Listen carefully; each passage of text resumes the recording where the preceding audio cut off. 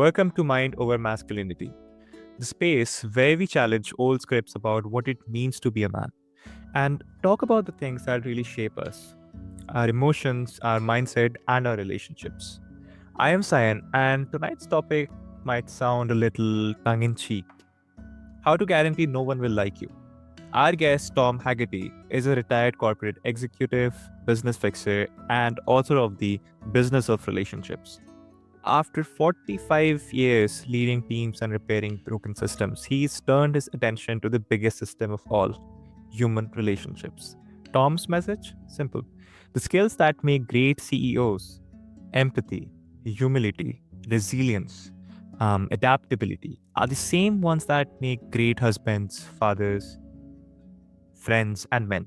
In an age where we are lonelier, angrier, and more disconnected than ever, Tom says it's time to bring leadership lessons out of the boardroom and into the living room. Because whether it's business, family, or brotherhood, relationships are always the real bottom line. So let's dive in and explore why connection is collapsing, how ego is killing empathy, and what we can actually do to become men people want to be around, not just men who just get things done. So, welcome to the show, Tom. It's an absolute pleasure to have you here with me today. Sayan, thank you very much. I'm looking forward to it. And the introduction you gave me was it was unbelievable. It's better than I could have written myself, I think. So you Thank you guys so did much, your Tom. prep work, and I appreciate that. Thank you so much, Tom. Yeah, great to have you here. And Tom, I want to kick this off with something you often talk about a lot: the difference between being liked and being respected. You have worked with men in boardrooms, locker rooms, and living rooms, and the lessons seem to somewhere overlap, right? So, Tom, you have said that our relationships at home, work, or in society are crumbling and getting worse. Why do you think men in particular are struggling to build and maintain meaningful relationships or connections?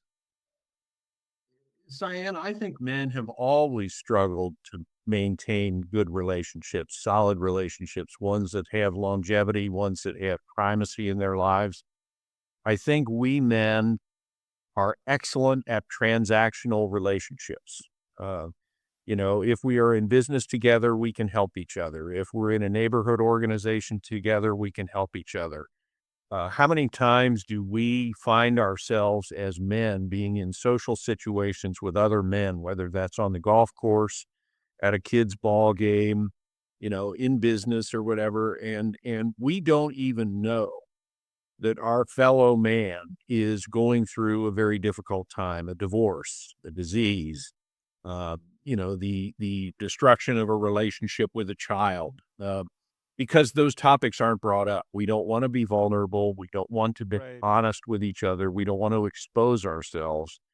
And I think that's not a new thing. This is not a 2025 thing. This is a 1975 thing. It's an 1855 thing. It's probably a 1725 thing, in terms Yeah, as we've never been good at it. Never been good at it. And I think that's a tragedy. And I think it's it's impacting our society more now because men as leaders are disappearing. Men as being on the forefront of the battle are disappearing. And we are at a time when relationships are being more and more privatized. It's Hmm. being done by technology. It's being done by society itself. And instead of being leaders, men have retreated to being, in my mind, worse than we were before. We weren't good before at some of this stuff. Now we're even worse. And I think that's a detriment to society long term. Yeah, I agree with the with everything, but particularly the last sentence. I think the digital age has sort of amplified that, disconnection that you mentioned. And yeah, exactly. Men are praised for their achievement, but rarely taught how to belong. And when connection is missing, right, um, confidence starts collapsing from the inside out, which brings us to something you work with a lot: that first inner wound that shapes how men show up. So, Tom, your book, about or on the business of relationships borrows wisdom from great leaders like Jack Welch and Sheryl. How can these same principle apply to men show up in friendship, families, or partnerships?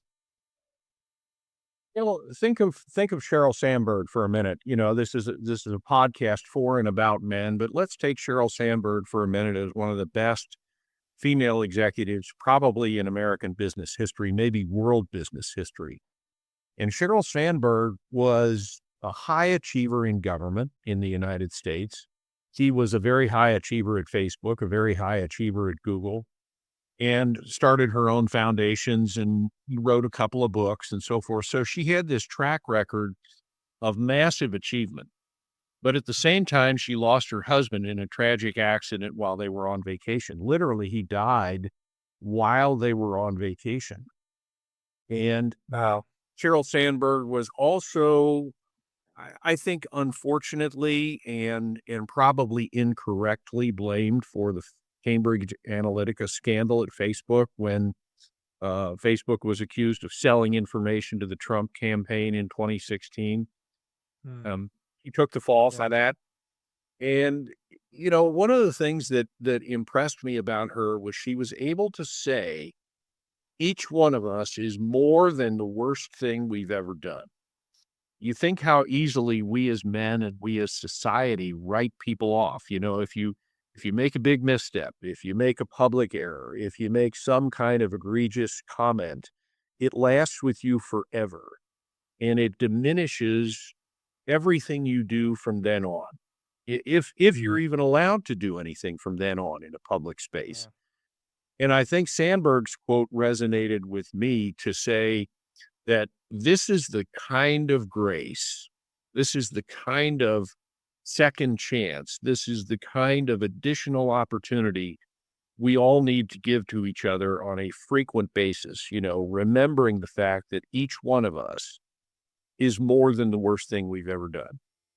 We are better Hmm. than the public misstep. We are better than the business failure. We are better than the divorce. We are better than, you know, a number of things that you can go down the line and talk about. And I think if we give each other that kind of grace, Cyan, then we will be a better society because of it, because we will bring people back into society who have a lot to offer, who won't be marginalized, who won't be neglected, who won't be forgotten. And I think that's, you know, our political scene here in America right now, you know, is subject to one and done. You know, it's subject to, you know, if you're not with me, you're against me. And I think that is really unfortunate for governance and for society to progress as a whole. Yeah. Wow. I love that. Yeah, and because you talked about the second opportunity that you give to yourselves, that particular line really resonated with me. It kind of tells me that you can build your own narrative, right? And when you can build your own narrative, I think not only the mindset but also the energy of you being in a room changes. And because we talk about that, we talk about leadership like it's something that turns on only when we are in a boardroom or holding a title. But what you're saying essentially is bigger than that. Leadership is really about how we show up everywhere, right? In conflict, in friendship, parenting, even in the way we speak to ourselves. And when we lose to that, Tom, I think ego tends to take the wheel, right? So your concept of how to guarantee no one will like you really cuts through that noise. What are the ego driven habits that push people away, especially men? Right, because this whole conversation is about men, even when they think that they're just being confident or strong. Right, right. Well, there are so many of them. I'll highlight a few that are my favorites, and we can kind of go on a scale, if you will, you know. And if I mention five of them, and you say, Tom, those are pretty ordinary stuff. Everybody knows that. Then I'd mention another five, and you know, and it becomes a situation where you say, if your goal is to really be disliked, if that is something that is foundational to you, that you are that person who says, I don't have any friends and I don't need any friends, you know, or I've never been close with a woman and I don't care about that. If that's part of your mystique, if you will, then there are clear ways to do it. I would say one way to do it, and it's a pretty easy one, is make everything about you. You know, Yeah. uh, Interrupt people in a conversation. Don't listen to them. Always bring the conversation back to yourself. In fact, don't even listen to what they're saying, but think of those things in your life that are just like that. How many people have you been with that are somewhat toxic when you say, boy, I'm really going through a tough time with my daughter, and I wish I could unlock some of the emotions that we're both struggling with. And that person immediately says, oh, if you think you're going through tough times with your daughter, let me tell you about what I went through 2 years ago. So, make everything about you. I would say people that aren't liked much are chronically negative folks. I think they tend to gossip and engage in backstabbing and backlash type of Mm. conversations. um, I would say another way to do it is, if you don't want to be liked, is never say thank you to anyone for anything. Not just thank you for buying the beer tonight or thank you for picking up the tab at lunch, but don't even thank them for an insight they just gave you. I didn't think of that before. Thank you for saying it. That matters to me. Um, and I think people that are unlikable are generally folks that are unreliable as well. Not only can't they be counted on to fulfill hard commitments they make, yes, I will be there to help you load the boxes for the food pantry, and they don't show up. That's unreliability in one way, or unreliability in producing a report that you promised to your boss. I'm sorry, that's going to be a day late. And that happens over and over and over again. They're not reliable, but they're also not reliable in actually being friends and being there for each other. That I can't really count on you when I am in an emotional state of distress. I can't really count on you when life is crowding in and I just have to let go and tell somebody about it. You're just never there. So I would say be unreliable. Those are probably ones that nobody is going to say, "Oh, gee, I never thought of that one." there there are a whole lot of others that are very situational that you can say, "Yeah, if you chew with your mouth full, if you fake a laugh, if you invade the bathroom when somebody else is using it, that's probably a way to be unlikable too." So Wow. maybe if That's you a that's an honest take. That's a really honest take, and I have never heard somebody, frame it like that. Because ego really does masquerade as confidence. But what you are pointing to is so important. It tells me that real strength isn't about humility, it's about self-awareness, right? It's the kind of grounded humility that can handle failure, feedback, discomfort without collapsing or attacking. So Tom, my next question. not to interrupt you, but I think when you look at the things I mentioned, if you're going to make everything about you, if you're going to Right. be negative, if you're going to be critical, if you're never going to say thank you to most men, they would say all of that type of conduct is unacceptable in a Right. business setting. Right. It is not going to reward me well, but yet we don't Right. make the easy transition to say, if it's unresponsible, if it's unethical, if you will, or it's not rewarding in business, why would I think that those same conducts are going to serve me well with my spouse, with my kids, with my friends, with my neighbors? That disconnect baffles me. Right, right. That's a beautiful and a very different way to, put that into perspective. I think a lot of listeners right now, listening would relate to that. And yeah, like I said, it's a very honest take on that, right? So Tom, I just want to, before we wrap things off, I just want to talk about the bigger picture, right? You often say that perspective, respect, and trust are the foundation of every great relationship, whether it's a team, a partnership, or just a brotherhood, right? In a world that rewards competition over connection, um, how can men rebuild those qualities in a real practical way? Well, I think a very practical way is step number one is always look in the mirror. I think we men are either terrified of looking in the mirror or don't think we need to because it's always somebody else's problem. It's always somebody else's matter to deal with. So I think that would be step one is look in the mirror, be fearless about that. Ask the question, what about me? Not what about you, but as the recovery community says, keep your side of the street clean. I think a lot of us men are not very good at that because we want to point outward. To your point about the ego before, it's not me, it's somebody else. I think the second thing is, in addition to looking in the mirror, make a commitment to yourself to be different tomorrow than you were today, in a good way. That is continuous improvement. That's what businesses talk about all the time, continuous improvement. Make the scrap rate lower tomorrow than it was today. But yet we in our personal lives don't often take that same view. How do I make the scrap rate better tomorrow than it was today? So I would say commit to continuous improvement. And maybe number three is be fearless about engaging others in that journey. We tend to be lone wolves, especially in America. It's a very individualistic culture.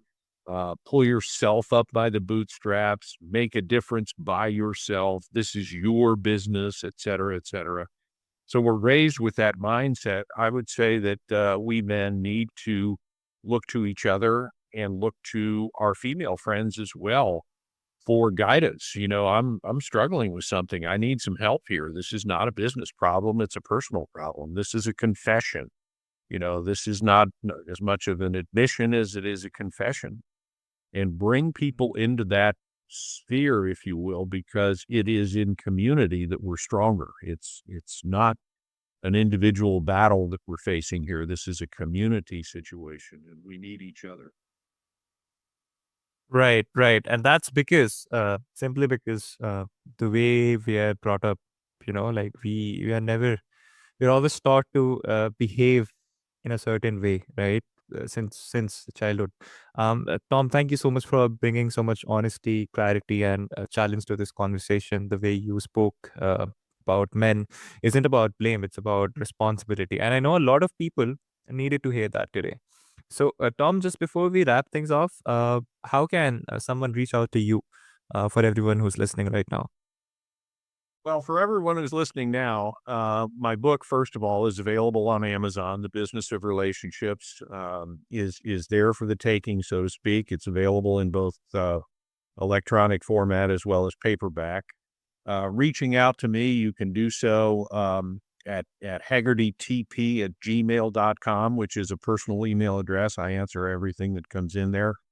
And soon, when I get around to it, amidst all the other commitments, I will have a website at thetomhagerty.com, tomhagerty.com. You'll probably put that in your show notes. And that is another way to reach out to me as well. One of the things we didn't talk about that I think is interesting, because you mentioned him at the front of the broadcast, and that was Jack Welch from General Electric. Yeah. Is absolutely one of my favorite stories for men because Jack Welch had a quote that said, "Change before you have to." It's Hmm. actually on the back of my book. Okay. And Okay. I worked at General Electric back in the day when Jack Welch was the chairman and CEO. I never got to meet him, but I got to meet his top lieutenants in some cases. And Jack was one of those guys. I mean, he has a big reputation. He's deceased now a couple of years, but he had a big reputation, and he had a big reputation for accountability. And there was a Mhm. speech where this quote came from. He was giving a speech in Crotonville, New York, to his senior leadership. The people who headed up GE Medical and GE Finance and GE Aircraft Engines and all the other big divisions. And his message to them went like this. He said, "If you're not number one or number two in your marketplace, I will fix you, close you, or sell you. It was pretty direct. And he said, and then he followed that with, so change before you have to. And where I took that quote, because that became our mantra, I mean, I remember being at GE in the middle 1980s, and change before you have to was a big deal.